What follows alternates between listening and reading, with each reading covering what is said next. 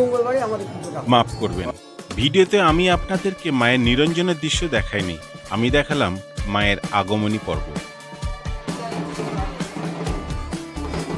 গ্রাম বাংলায় ছড়িয়ে ছিটিয়ে এরকমই রয়েছে অসংখ্য জাগ্রত মা, আর প্রত্যেকটি মায়েরই নিয়ম যেন একটু আলাদা আলাদা রকম। রক্ষাকালী মায়ের মূর্তি তৈরি হচ্ছে দুর্গা মন্দিরেতে, আর দুর্গা মন্দির থেকেই মাকে নিয়ে যাওয়া হবে স্বয়ং গর্ভগৃহে। আর সেই নিয়ে যাওয়ার পর্বই শুরু হয় একটা মায়ের নাচ, যেটাকে বলা হয় নাচতে নাচতে নিয়ে যাওয়া হচ্ছে মাকে গর্ভগৃহে। সেই দৃশ্য আমি আপনাদের সামনে সম্পূর্ণটা তুলে ধরবো। আমি রিকোয়েস্ট করব ভিডিওটা যেন শেষ পর্যন্ত দেখার। যিনি তার সন্তানকে দু হাত ধরে আগলে রাখেন তিনি হচ্ছেন রক্ষাকালী মা।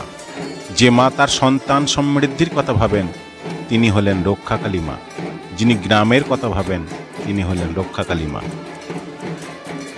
লোকমুখে মায়ের কথা জানতেই গুপ্তধনের সন্ধানে বেরিয়ে পড়লাম আমি পূর্ব বর্ধমান জেলায় মেমারি থানার অন্তর্গত হলধরপুর গ্রামে।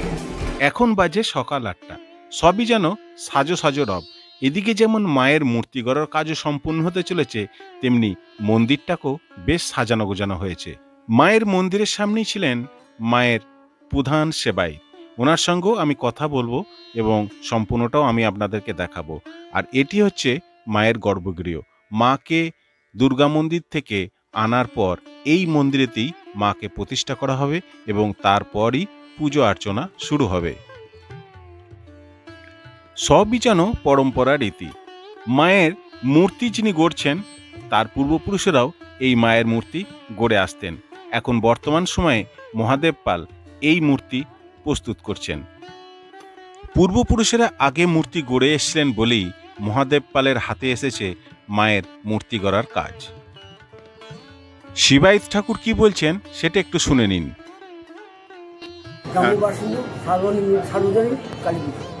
আচ্ছা, এটা মায়ের বাৎসরিকটা কখন, এটা কি তিথি ধরে হয়? আমাদের তৃতীয় চৈত্র মাসে তৃতীয় মঙ্গলবারে আমাদের পুজোটা হয়। ওটা মানে প্রত্যেক বছরই ওই একই টাইমে একই দিনে যেটা তৃতীয় মঙ্গলবার হবে। আচ্ছা, সেটাতে যাই হোক মঙ্গলবার হতে হবে। আচ্ছা, মঙ্গলবার মঙ্গলবার হতে হবে। আচ্ছা, মাকে দেখলাম যে ওখানে একটা দুর্গা মন্দিরে তৈরি করা হচ্ছে এবং এখানকে নিয়ে আসা হচ্ছে। ওখান থেকে আমাদের মূর্তিটা এখান থেকে নিয়ে গিয়ে দুর্গা মন্দিরে তৈরি হয়। শিবরাত্রির পর মা বেরিয়ে যান, ওই শিবরাত্রির পরে মা ওখানে চলে যান। ওখানে তৈরি হওয়ার পর আজ পুজোর দিনে 11, 11:30, 12টা, 1টা যেমন টাইম, একটা টাইমটা ঠিক বলতে পারবো না। হ্যাঁ, নিয়ে আসতে হবে। নিয়ে এসে আনুমানিক এই মায়ের প্রতিষ্ঠা কিরকম কতদিন হতে পারে?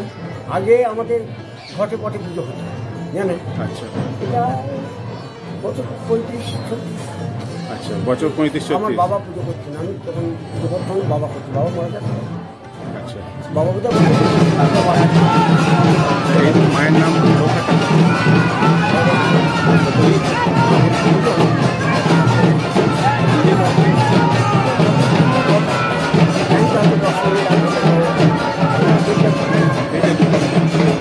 ঠাকুর একটা দিনটার মধ্যে ঢুকবে, তারপর ঘটা আসবে, ঘটা চালবে। আর এই গ্রামটার নাম কি? হলধরপুর। হলধরপুর মানে এটা কোন থানা? মেমারি থানা। মেমারি থানা, বরপুরাসন 1 নম্বর পঞ্চায়েত। আচ্ছা, বরপুরাসন 1 নম্বর পঞ্চায়েত, মেমারি থানা, পাড়ায় 2 নম্বর ব্লক। সেই মায়ের কি প্রতিদিন নিত্য সেবা হয়? মায়ের প্রতিদিন নিত্য সেবা। আচ্ছা, প্রতিদিন নিত্য সেবা। এবং মায়ের ঘরে অন্যান্য ঠাকুরও থাকে। নারায়ণ আছে, দামোদর আছে, যোগার দে, দেশিকে এবং গণেশ, মঙ্গলচণ্ডী, সব ঠাকুর মায়ের ঘরে। এগুলো এই পাথরের মূর্তি। আচ্ছা, আগেকার বহু পূর্বে, আমরা জানি না কোন অতদিনের, বহু পূর্বের মূর্তি সব আছে। আর এই যে ওখান থেকে মাকে আনাচ্ছে, এটা কি একটা পুরনো রীতি নাকি না? এটা আমরা দেখি আনা এরকমই হয়ে আসছে নাকি? আচ্ছা, আর মাকে নিরঞ্জন করা হয়? আজ কাল আগামীকাল ঘর নিরঞ্জন হবে, রাতে থাকবেন মা 3 দিনে নিরঞ্জন। 3 দিন? ওই 3 দিনের মধ্যে অনুষ্ঠান হয়? ঘর নিরঞ্জন হবে বুধবার। আচ্ছা, আচ্ছা, আজ